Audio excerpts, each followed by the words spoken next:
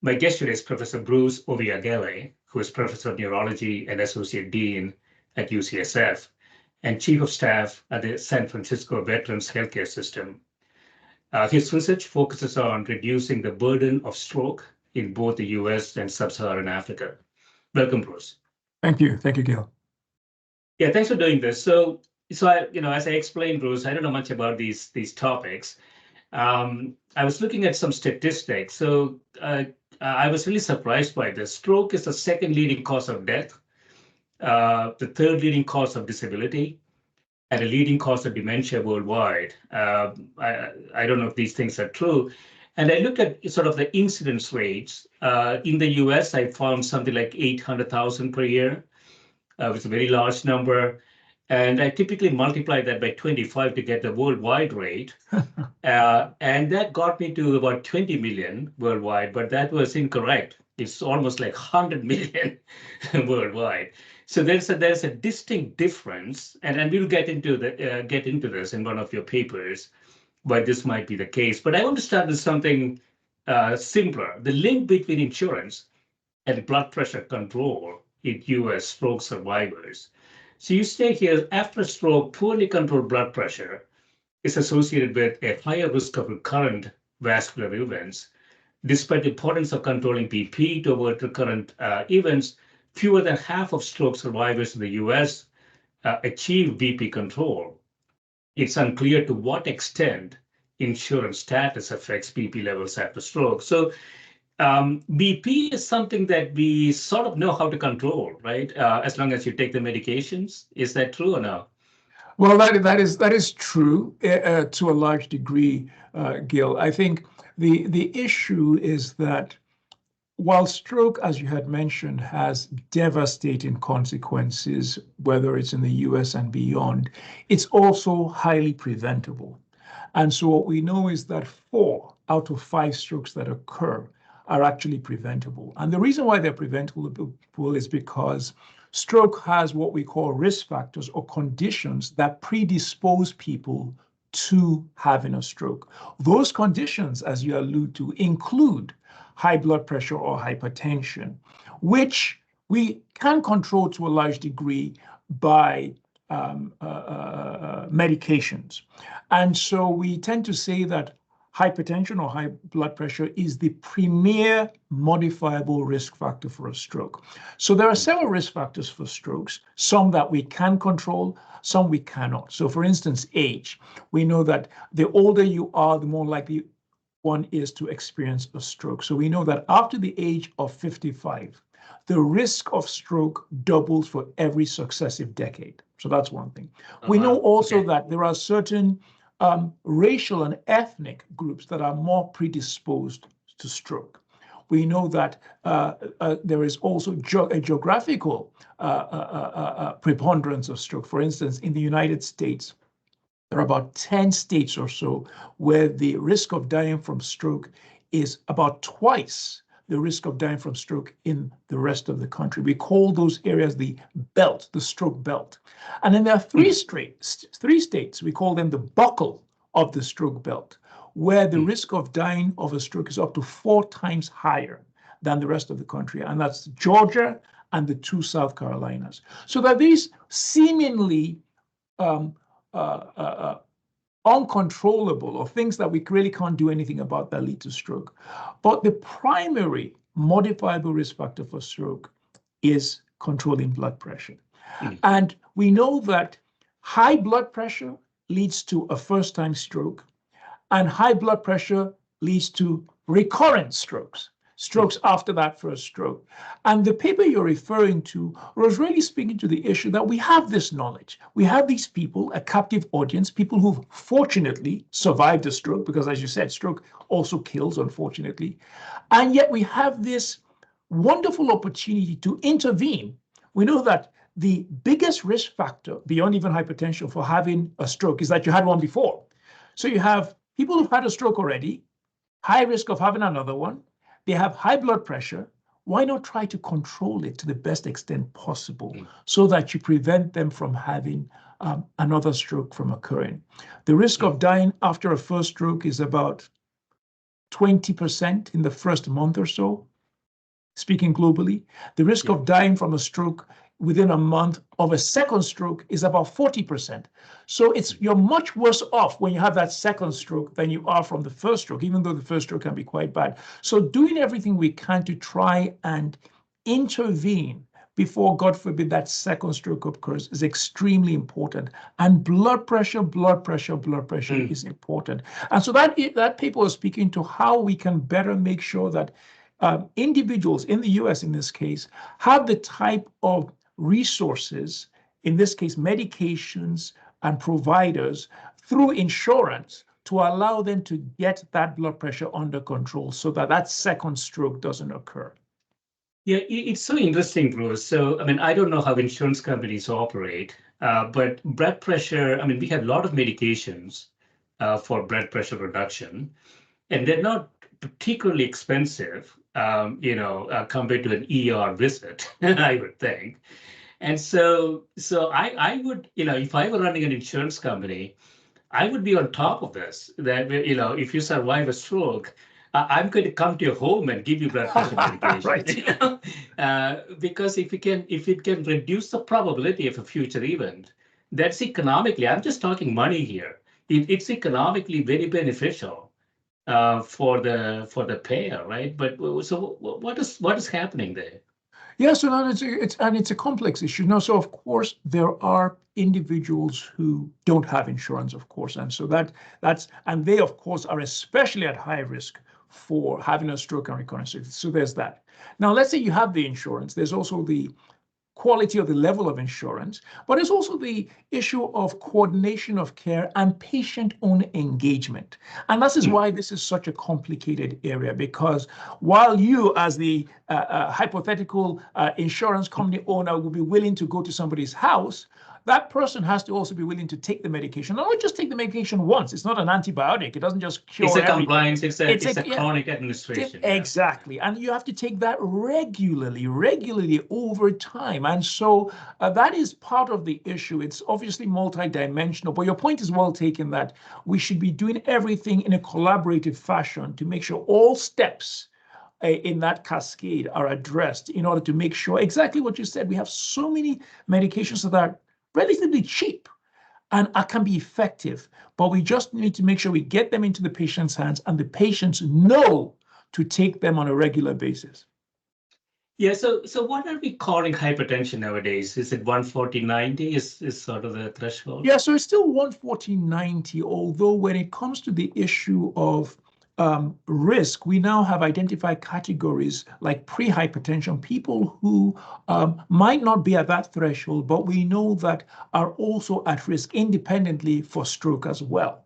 And so for those kind of individuals, especially if they have other high risk situations, such as being from a racial or ethnic group that has a propensity for stroke, or being in a region that has a propensity for stroke, or other factors, they have diabetes as well. Those are the kind of individuals one wants to be a little bit more aggressive about and try and get their blood pressure treated early. So early and well. So a diabetic who is less than 140 should actually be on treatment. And so there are certain groups that we tend to be a little bit more aggressive about, even though they are below that particular threshold because of their risk.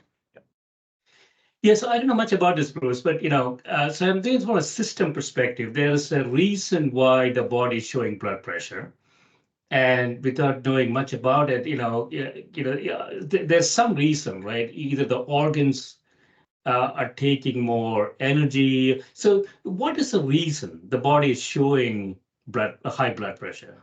Yeah, so that's an important question. And unfortunately, as you may know, that we call hypertension essential hypertension because we really don't know the reason. It's only in about 10 to maybe at most 15% of cases do we have a clear cause for the hypertension. Okay. Most of the time, we do not know the reason for the hypertension. And so that's why we call it essential hypertension. We really don't know the reason for it. And so that's a bit of a challenge. But having said that, to your point about society, the issue of having primary care and coordinated care such that blood pressure can be checked on a regular basis is extremely easy important. to check. Yes, it's easy to check. And that's the point. It's easy to check. And so it still goes back to that issue. It's easy to check. It's relatively easy to treat, so to speak. I mean, there are obviously situations where it's tough to treat and people need more than one, sometimes more than two medications to control it. But it is easy, relatively easy to detect. It's relatively easy to treat. And there are drugs that are relatively inexpensive. And yet, it's the a factor that leads to stroke, which is a very, very bad thing. So I just for the general audience. So it's a bit like the brain is not getting enough blood, right? That is what's causing. Right. So so we have for a more general audience, so we have typically two types of strokes. We have all kinds of different subtypes of strokes, but the two main types of strokes are the hemorrhagic stroke and the ischemic stroke. The ischemic stroke is the stroke that you were alluding to, in which there's a blood clot somewhere in a blood vessel that supplies the brain with blood. And because that clot is there, that portion of the brain that receives blood supply through that particular blood vessel doesn't get the nourishment that it needs. And so it starves, it dies, and then you have a stroke. Stroke is really brain cells dying. Having said that, there's another type of stroke in which it's not because there's a blood clot sitting in the blood vessel, but it's because the blood vessel broke and they started to be bleeding into the brain. And blood on the surface of the brain is very toxic and can also damage and kill brain cells. So in one situation, you have a clot within the blood vessel preventing the brain cells from getting enough nourishment, oxygen, glucose. And in the other situation, you have the blood vessel actually breaking and they're bleeding onto the surface of the brain. In the US, for instance, if you look at the proportion of ischemic, that's the blood clot type of stroke, to hemorrhagic, that's the bleeding type of stroke, it's 85% thereabouts are ischemic or blood clot type, and 15% thereabouts are the bleeding type. In many other parts of the world, especially low to middle income countries, you have a very high proportion of the bleeding type of stroke. You have much, much higher, sometimes 40%, sometimes 50% is actually that where it actually breaks. And the reason why this is quite important is because, as you can well imagine, the outcomes from the bleeding type of stroke tend to be more devastating than from the blood clot type of stroke. Because the blood clot type of stroke, the clot is developing, it's gradually starving the brain cells. With the bleeding type of stroke, blood is just pouring out onto the brain and it's doing damage to the cells. And of course, remember, the brain is in this compartment, the skull. And sometimes the blood and all the pressure doesn't have much to go. So the brain can actually get squished from all that bleeding and pressure in the brain. So this is why that hemorrhagic stroke or bleeding type of stroke it can be very, very devastating. And that's why the mortality or the death rates from stroke in many of the low to middle income countries is especially high, because they have more of this more devastating type of stroke. They don't have intensive care units and they don't have ambulances and EMS to take people quickly to go and get stabilized and things like that. And so that's why they have very high mortality rates. But those are the two main types of strokes. So Bruce, sorry about this. So you're still going in and out. So let me see if I can do something on my side. Oh, okay. And if I lose you, you may have to just come back in. Okay, so I'm going to switch over. Should I try and get like a speaker or something, or a no, microphone? I think it is something to do with the internet. Oh, I see. I'm thinking, yeah. Me just the.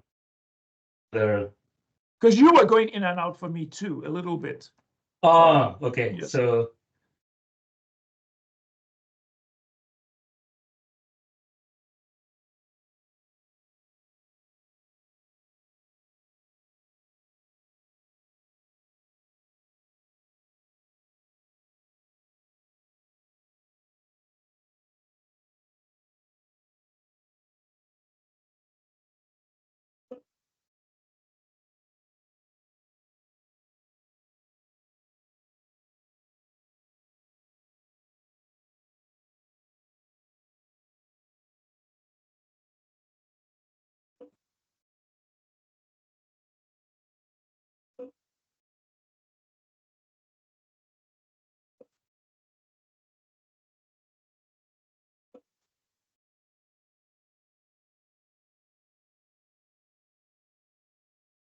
Bruce, are you still on?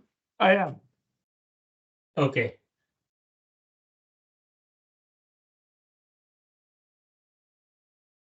See if this is any better. Don't worry, I'll put this together. All right, fine. You can still hear me? I can. Okay, I can hear you as well. So just give it 2 seconds and then I'll go on to the next topic. Sure. So yeah, so it's a very complex disease. So I want to go into another paper, a tailored approach to secondary prevention after stroke. This is a little bit what we were talking about. So you say here secondary prevention of stroke involves identifying and then addressing the underlying contributory pathophysiologic mechanisms for a given index stroke. The conventional risk factors for secondary stroke are mostly conventional by definition and have been known for decades, with pivotal clinical trial or observational study data showing that management of these conditions result in low occurrence of recurrent CVD events. So you talked about this a little bit. So we know blood pressure is a big aspect of it. You talked about age. But there are other attributes we already know has a higher correlation to this, right? Such as race and other things. What are the other contributing, not, I shouldn't say contributing, but correlated factors to stroke? Absolutely. So when it comes to modifiable risk factors, as we mentioned, hypertension or high blood pressure is way at the top. It's way at the top because of how much, in terms of proportion, it contributes to stroke occurring. It's also way at the top because, as you mentioned, Gill, we know how to treat it. But the other modifiable risk factors are diabetes, high or abnormal cholesterol levels, smoking, physical inactivity, are things that contribute and are major contributors to stroke occurring. And so when you speak about secondary prevention, and for the listeners, when we say secondary prevention, it means for people who've experienced a stroke before, and what we're really trying to do is prevent that stroke, another stroke, from occurring in the future. Now, ideally, of course, we'd have liked to prevent even that first stroke from occurring. And so that's why, as we had the discussion earlier, it would be wonderful to have treatment before that first stroke occurs. Again, stroke kills, so we want that to be avoided. But as I tell my patients many times when they ask me, what can you do to treat stroke? I always tell them, the best stroke is a stroke you never had. It really is, because we know that for every stroke that occurs, only 9 out of 10 stroke survivors have something that stays with them. They might look completely fine, but they still have either some problems with memory, some problems with vision, some problems with coordination. There's always something. So only 1 out of 10 people who experience or who survive a stroke come out seemingly unscathed. Everybody else has something. So it's better to prevent. And so when we think about somebody who's had a stroke, we focus on hypertension, high cholesterol, diabetes. We advise them about lifestyle changes to try and get more physical activity in. If they were smoking, we tell them to stop. But these are things that definitely contribute to recurrent strokes occurring. So this sort of points to proactive intervention in some ways. So all the things that you mentioned is sort of that metabolic syndrome channel, right? Diabetes, high cholesterol, hypertension, other things. And these are things we can probably pick up. And obviously, in the US, obesity is a contributing factor to all of these things.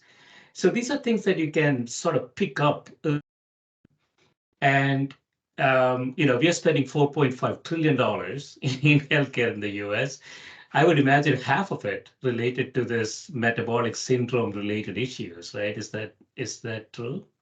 Absolutely. No, so that's the thing. And I know we're talking about stroke today, but the truth is stroke walks hand in hand with heart disease, with kidney disease. And so you're absolutely right.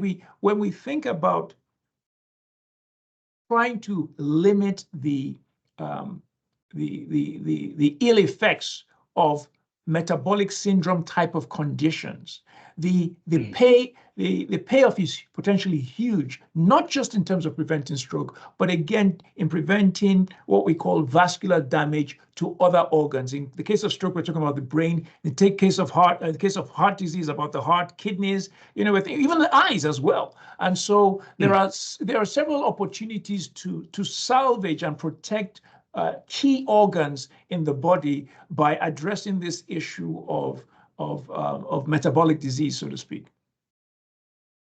Yeah, so I mean that's an important thing. So if you go to for sort of an yearly visit, he or she measures your A1C, doctor, your eyes, a lot of diagnostic points as you progress through this, right? So why are we failing those points? Yeah, so I mean, obviously there's several reasons. I mean, I think that the issue of screening is important, and screening on a regular basis. The issue of treatment is also important, because there's also this issue with this term we say therapeutic inertia, where even for providers, well-intentioned providers sometimes, and they recognize things, but they're not as aggressive about, trying to treat them. Then, of course, there's from the patient standpoint, and there's several things from that standpoint. Sometimes it's a health literacy issue where the patients are not as aware about the link between these conditions and very devastating conditions, and the fact that by intervening or taking the medications regularly, it could prevent them. There are other situations where the people are aware of it, but the truth of the matter, and I spoke to many of my patients about this, I've done many patient focus groups. When I tell patients, I know that you're. Yeah, sorry. When I tell patients take these medications regularly, they say, but I'm trying to take medications regularly to prevent a disease, but the notion of taking medications on a daily basis doesn't make me feel well either. And so there's also somehow that we have to manage, that literacy part of it, and the ability to take medications, I think, is extremely important. Please go ahead. No, so compliance is a big issue. So, the blood pressure medication or my metformin or something for my diabetes or pre-diabetes condition, if I don't take them, I don't actually feel anything. That's right. And hence, I asked the question as a patient, well, I mean, why am I not taking this every day? Because if I miss them, that's an issue, right? No, absolutely, and that's the point. Again, we talk about hypertension, diabetes being the silent killers, but I think the effects are very insidious, not easily discernible, and then they come up suddenly, and that's the whole issue. And again, it's part of the health literacy aspect of things. I mean, we even talk about with stroke, we recognize that there is a spectrum. And so we are talking here about the overt stroke, the stroke a patient unfortunately sees, hears, feels in their body clearly. But there are other what we call more subtle, what we call vascular brain injury, whereby it's actually happening. People are just, their memories going because they're having small strokes. These strokes are in parts of the brain that are not causing them to have these big discernible effects, but nonetheless are interrupting signals between brain cells and causing them not to have the cognitive capacity they will typically have. And so, again, to your point, on one hand, patients might not see anything that's overt and think everything is fine. On the other hand, with proper screening, you actually find that people are already beginning to experience the effects of silent stroke, so to speak. Again, many times you would have a patient who will come with some complaints, never had what is an overt stroke. You do a brain scan, and they have what are clearly stroke-like injury throughout the brain. It's just that it hasn't happened in an area of the brain that is symptomatically clear. And so they were unaware that they had such a thing. Right. So I want to talk about Africa, that you are intimately involved with sort of the geographical differences.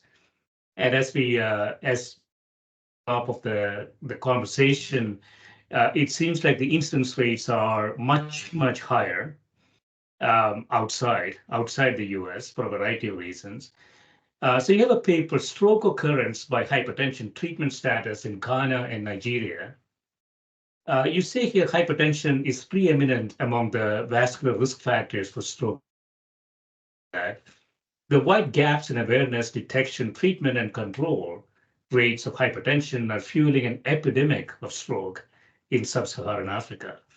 And I would imagine, I don't know, so the 100 million we talked about worldwide population, is that sort of relatively, is there another metric here? Does Sub-Saharan Africa incidence rate significantly, say, Asia? Yes, yes. So Sub-Saharan Africa arguably has the highest incidence of stroke. Now, one of the challenges is, of course, that the ability to properly surveil and measure the incidence of stroke is hard. One, because people have strokes in Africa, and not just Africa and Asia as well, at home, and they're not measured or anything, or in the hospital, and they're not measured. And so it's hard to measure, but there have been lots of extrapolations that have been made that indicate that Africa has the highest burden of stroke. And when we speak about burden of stroke, of course, we're talking about two things: the incidence, it happens to you, but also what are the effects from it?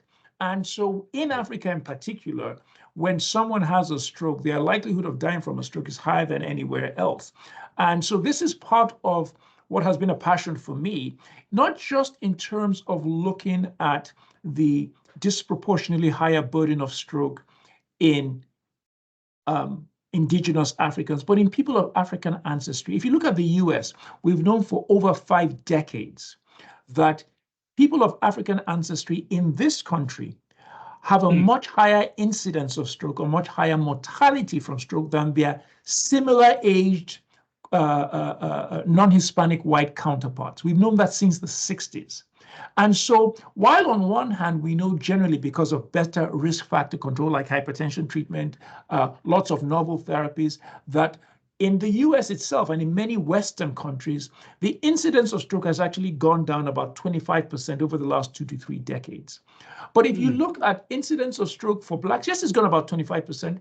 If you look at for non-Hispanic whites, yes, it's gone down. But the gap that was there at baseline has not changed. So the difference has not changed. And it's striking because the difference is largest between African Americans who are between the ages of 35 to about 64. They are up to 3 or 4 times more likely to die from a stroke than their similarly aged non-Hispanic white counterparts. Again, we've known that for a long time. And so that has been part of what I've been involved in trying to investigate. What are the contributors here? Is it an issue of, as we mentioned before, is it insurance? Is it that they have less care in the beginning? Is it an issue of other socioeconomic factors? Is it health literacy? Or is it genetic? What are the issues that are contributing to this? And then when you look at people of African ancestry around the world, it's the same thing, a very high burden of stroke. And so, and it's always at a younger age. In Africa, for instance, the average age of strokes is usually in the mid-20s to about the 30s, much, much earlier. Part of this has been because in many low to middle income countries, we're doing a better job treating infectious disease. So because we're treating infectious disease that would have unfortunately killed off people earlier, people are living longer. So people are living longer to now experience the diseases of age, so to speak. So that's happening. That's on one hand. The other thing that's happening is that in Africa, more and more, we're adopting a Western lifestyle. People are more likely to be sedentary. People are more likely to eat McDonald's. So more and more of that is happening as well. So what you're seeing is an epidemiological transition where you're going from mostly infectious diseases to chronic diseases, non-communicated chronic diseases that are occurring. And this is why some people to refer it to as a tsunami of strokes that are going to be coming in the future for many low to middle income countries, including Africa, the continent of Africa, because of this transition. And so some of us are trying to intervene as much as possible. Gill, you spoke about the issue of blood pressure medications very, very cheap. Sometimes I think, why can't I just go to Africa and just hand out blood pressure medications, and that would help solve a lot of the problems. But these are the type of issues that we are trying to address that are extremely important. Yep. It's a huge impact, right? I mean, it's low cost, very high impact intervention for society. And so there is genetics, there is epigenetics. I think you have a paper on that as well. And then there is sort of and you have a paper on that as well, the socioeconomic determinants. And that shows up in a lot of different areas. It shows up in diagnosis. Are you picking it up early enough? Right. Question. And after having picked it up, are you getting treatment? And after having gotten treatment and a prescription for medication, are you taking the medication in a compliance fashion, right? So all of those things go into it. In some sense, it seems to me, Bruce, I don't know much about it. It seems to me it's a problem we can solve. We have all the tools to solve it, and it's not a very complex problem. I mean, if BP is, sort of it's easily measurable. Seems like a lot of medications last 30, 40 years that came through that reduces BP. And if that reduces incidence rates from the 100 million today to something less than that, that is huge societal impact. So from a policy perspective, I'm looking at it from a global perspective. How would you think about this globally? Yeah, no, globally, I think one of the issues that has arisen, in which we actually are testing in a clinical trial in Sub-Saharan Africa, is this issue of the polypill. And so for your listeners, the polypill is a concept whereby, as you mentioned, Gill, we know what contributes to these major cardiovascular and stroke conditions. They are highly preventable.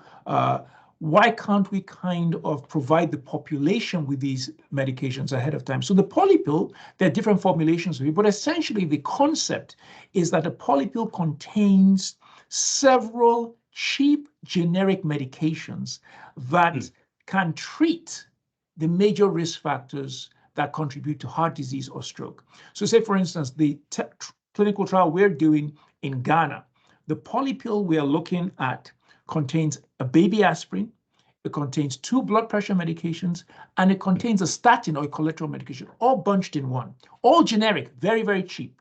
We are testing in people who've had a stroke, but one of the bigger policy discussions has been, why can't we look at them at a certain age? As I mentioned, the risk of stroke doubles after every successive decade out of the age of 55. Why wait until that begins to happen? People who are 50, why don't we start just giving them the polypill, right? The polypill contains all of these things. Because it's just one pill, they don't have to start taking many different pills at the same time. Because it's not high doses, but modest doses, the amount of side effects might be much lower, and you're using generic medication. So why can't an insurance company, a national healthcare system just begin to do that and everything? So those are the type of things that they're still controversial. There's lots of discussion, but that's one of the kind of policy solutions people think about, where it becomes automatic in a sense. You're not so much worried about the blood pressure. Okay, did I take it once? Was that correct? Let me take it twice. Oh, okay, you took it in the office, but you have to take it at home to make sure it's accurate. Or let me wait to see if you stop taking salt or you lose weight before. This is just, you'll have some people, it is true, who maybe might not need it exactly. They might benefit from it. But again, it's low dose, it's cheap, but you're going to have a vast proportion of the population who could greatly benefit from it. And again, so that's one of the main things that has been spoken about, this issue of a polypill, either for primary prevention or secondary prevention, that is cheap and that can be given out to patients. It also improves compliance. I mean, again, if you just have to take a pill once, at most twice a day, and it combines all these elements, it's just much easier for you to comply with it. I mean, we have in the tap water for a long time. Are we getting closer to thinking low dose statin, some low dose to use for hypertension. Very low dose of the stuff in the water itself. I mean, the side effects of this seem very. Is that something we can think about? That's a great but highly, I'm sure, controversial question. But you made me, but Gill, you made me think about something else that we are trying to study in Africa and in other parts of the developing world, which is this issue of folic acid and vitamin B fortification, right? So in the US, we're blessed to have a situation where you eat a cereal, everything is fortified with all kinds of nutrients and everything. While, of course, in many of these developing countries, that's not necessarily the case. And we have done some studies showing that when you look at countries that have fortification in their meals naturally throughout, they tend to have a lower incidence of stroke than countries that do not. We also know that vitamin B deficiency and folate deficiency can actually change the epigenome.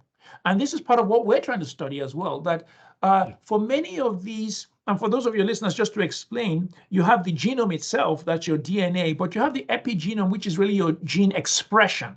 And your gene or your DNA is what it is. But the expression of your gene is what can be modified. What can be modified with the aid of vitamins, what can be modified with the aid of medications, can be modified even with exercise. You can modify the expression of your gene.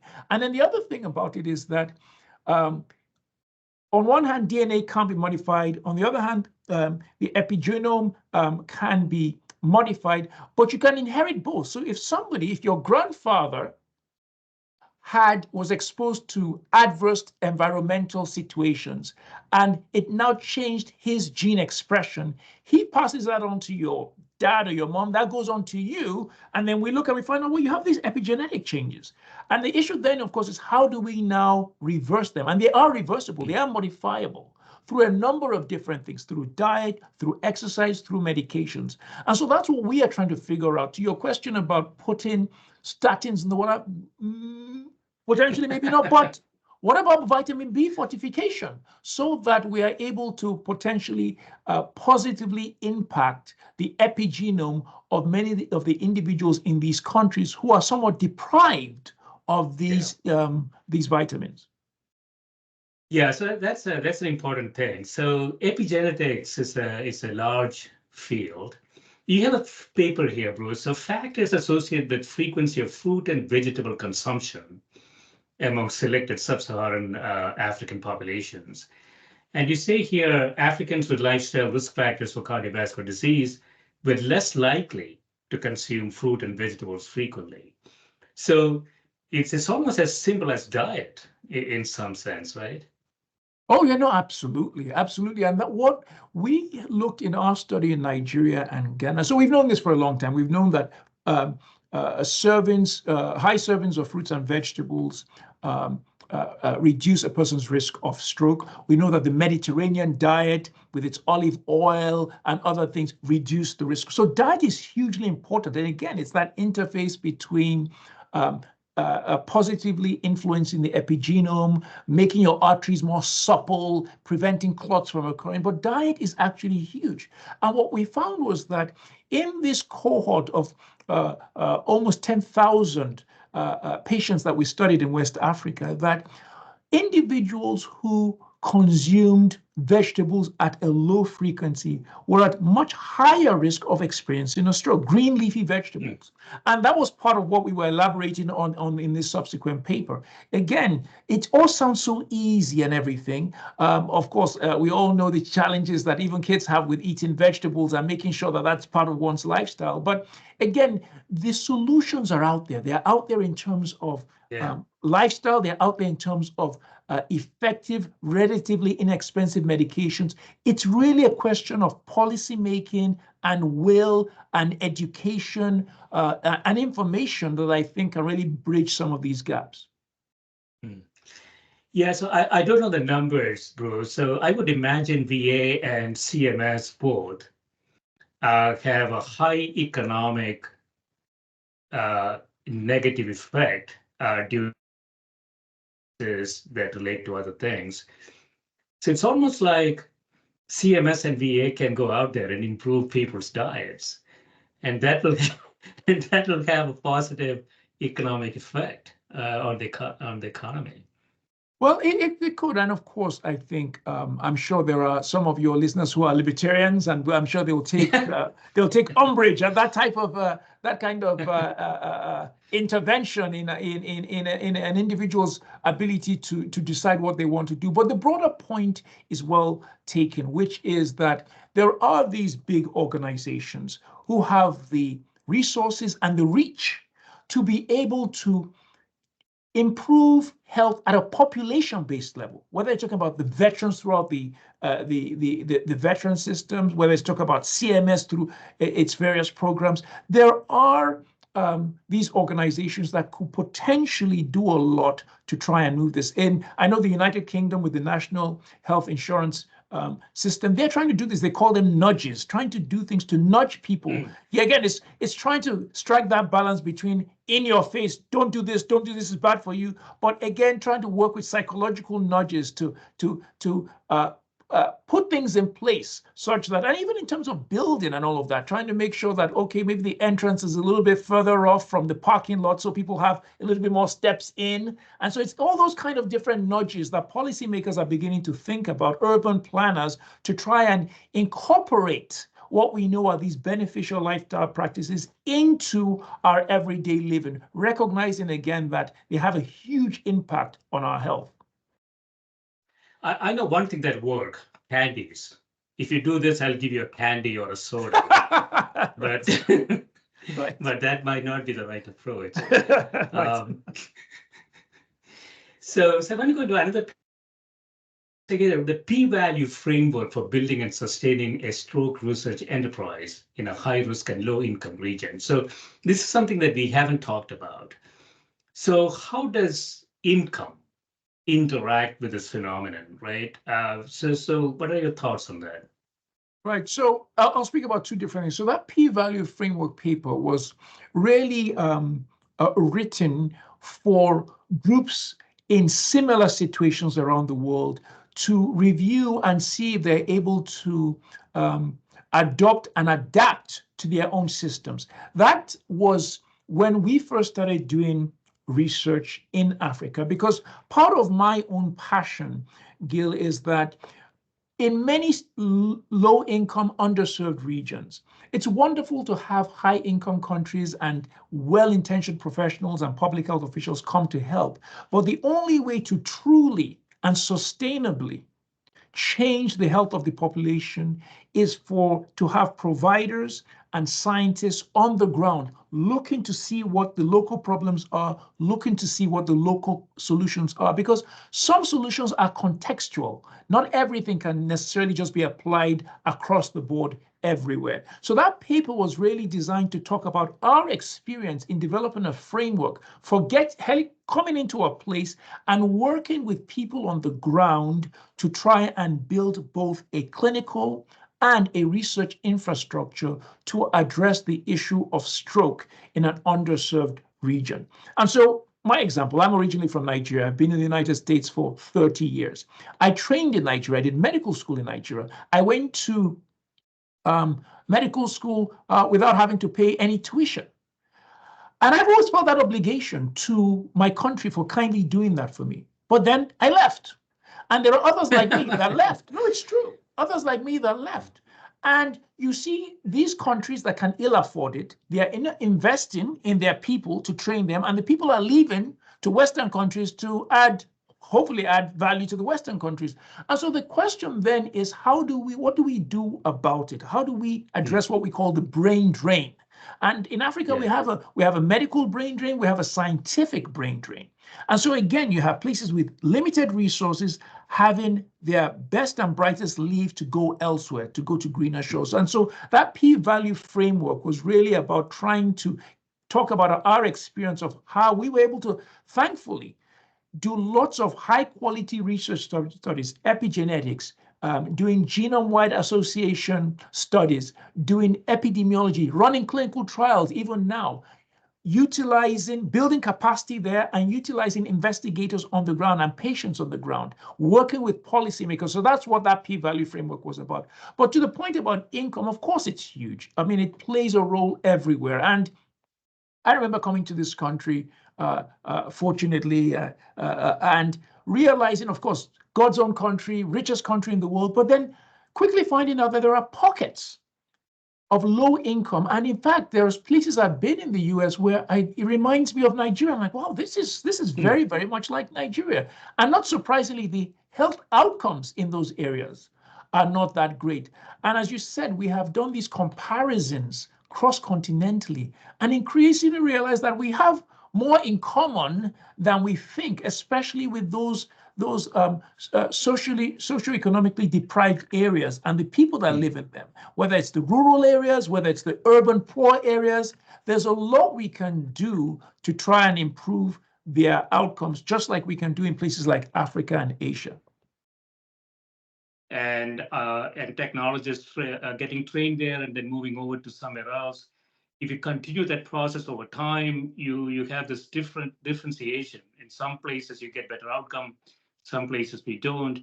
So how do we sort of equalize it? It's sort of the policy question, global policy question. But we were talking about, something we can do from here, and that, part of what you're doing is to sort of mentoring and getting people trained up here and at their home countries and help there, right? Yes, and so we were talking about what we're doing in the US, but we're also doing several things in Sub-Saharan Africa. So for instance, we have a program called the Talents Program, very kindly supported by the US government. And what this program does is to recruit very promising individuals who have an interest in neurology, neurological research from around Sub-Saharan Africa, put them in a program. During the program, they are exposed to great scientific mentors around the world. They are also exposed to a curriculum that teaches them about scientific research as well. And this program is supposed to last for 5 years. But the idea is that, so I'm hearing an echo, sorry. Getting an echo.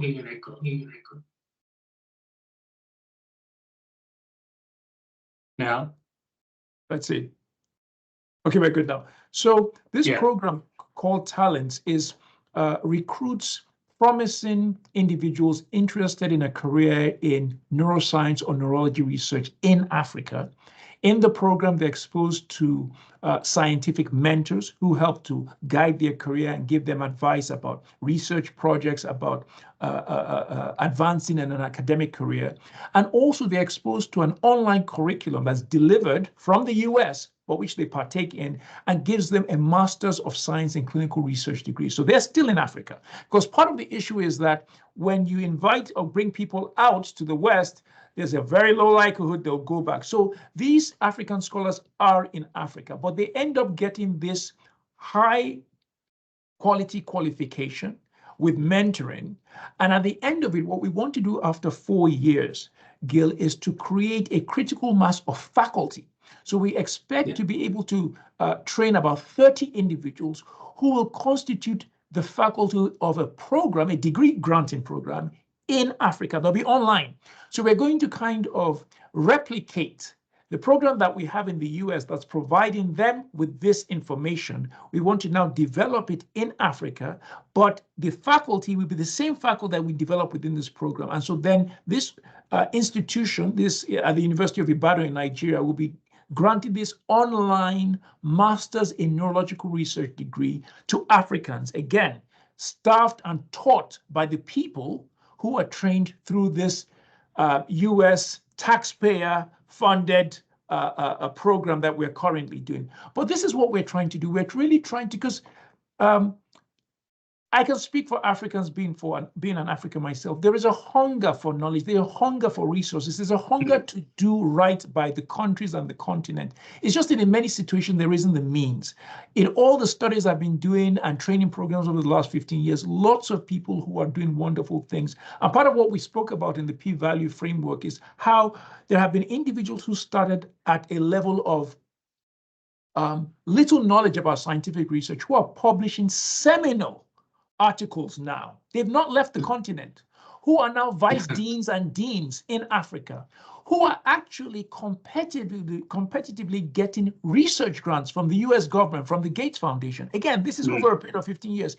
If we can leverage this even more, then we can really develop a critical mass. And I'm speaking about neurology because that's what I know. But I'm hoping that other disciplines can do similar things and begin to just develop that workforce, because I think that workforce is crucial. That's awesome, bro. So I think that's the way to go. So I want to finish up. One thing I found quite interesting. I picked up a lot more of your papers, but we're running out of time. So I want to talk about one thing that seemed interesting. Going back to the stroke issue overall, effects of allostatic load on long-term survival after stroke. So if the baseline higher allostatic load is associated with greater all-cause and cardiovascular stroke survivors, in addition to greater stroke mortality in stroke survivors and within the general population. So just say briefly what allostatic load is. Yes, so allostatic load is a measure of multi-system stress.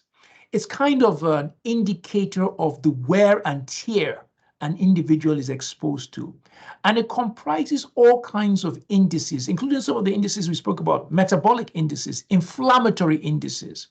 And so what has been found is that individuals who have this high indicator of early wear and tear are much more likely to have strokes and do poorly after they have strokes.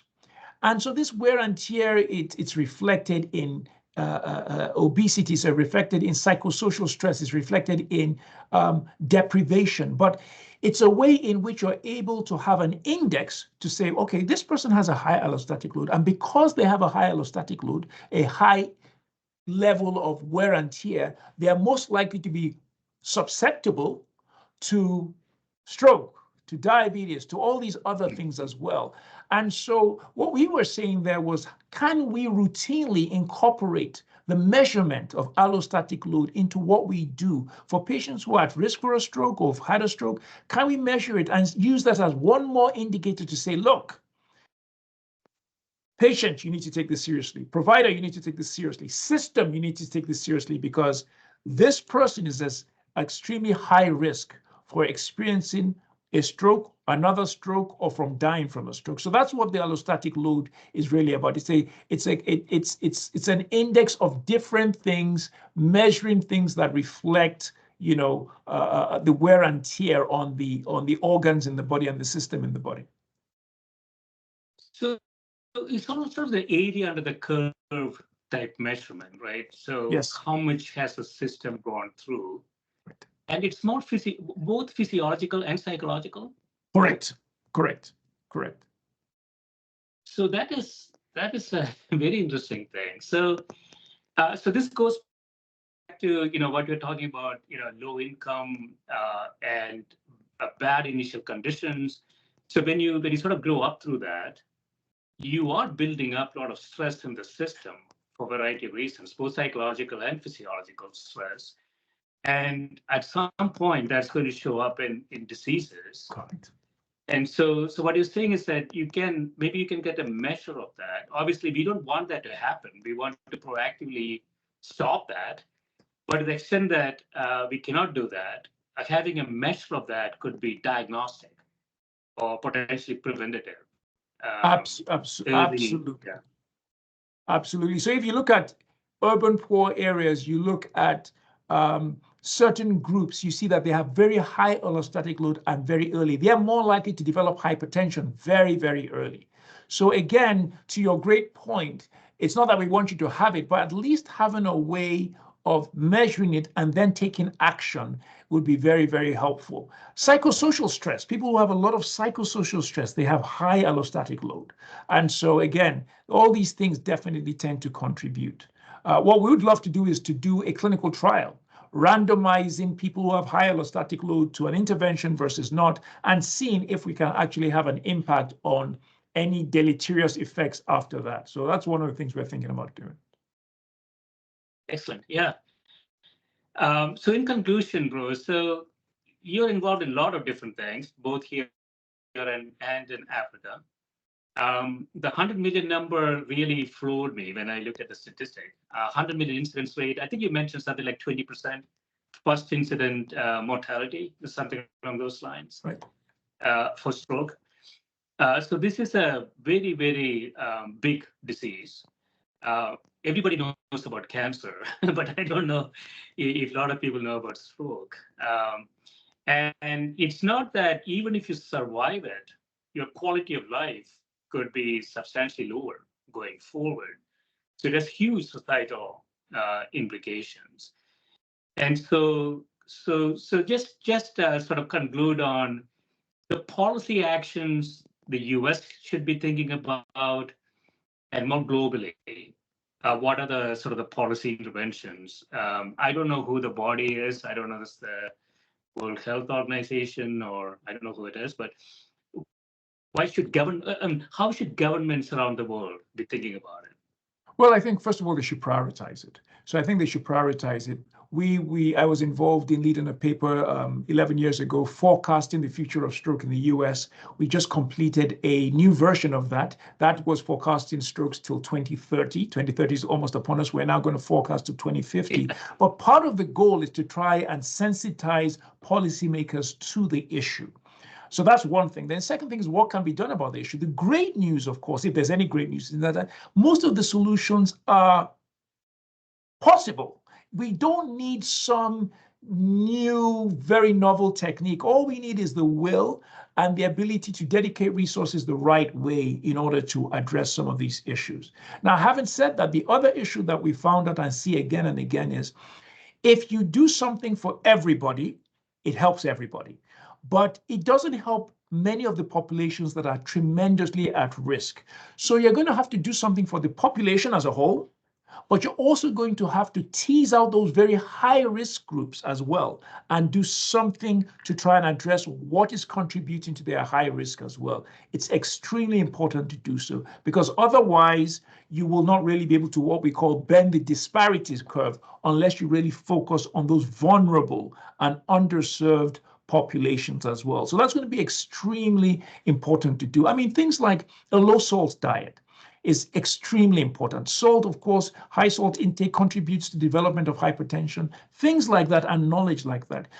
Gill, you spoke about everybody knows cancer, everybody knows heart attack. If you say, show me what a heart attack is like, people grab their heart. If you say, show me what a stroke is like, people don't know it's the brain, people don't know what it looks like. Even people who have experienced a stroke, when you ask them, what's a warning sign for a stroke?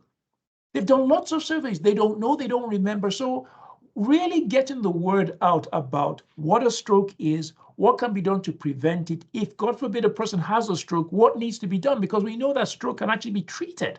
So the best thing is prevention, of course, but we also have to get that word out that time is brain.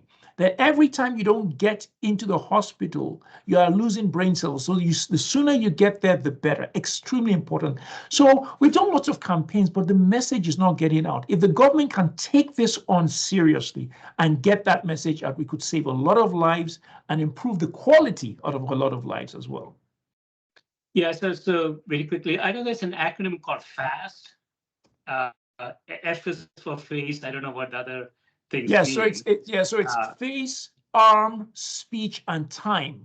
And that's if there's a change or droopiness on one side of the face, that's important. If your arm is weak or you're numb on one side, if there's difficulty speaking, and then time is just to remind people that time is of essence, because if you don't get to the hospital on time, there's a low likelihood that they'll be able to reverse the effects of the stroke. So that's why we say FAST: face, arm, speech, time. And time means call EMS, get to the hospital quickly, see if they can reverse the stroke. Excellent. This has been great. Thank you for spending time with me, and sorry for all the technical troubles. Oh, not at all, Gill. Thank you so much. Such a privilege. Thank you so much. Take care now. Thank you. Okay. Bye-bye. Bye-bye.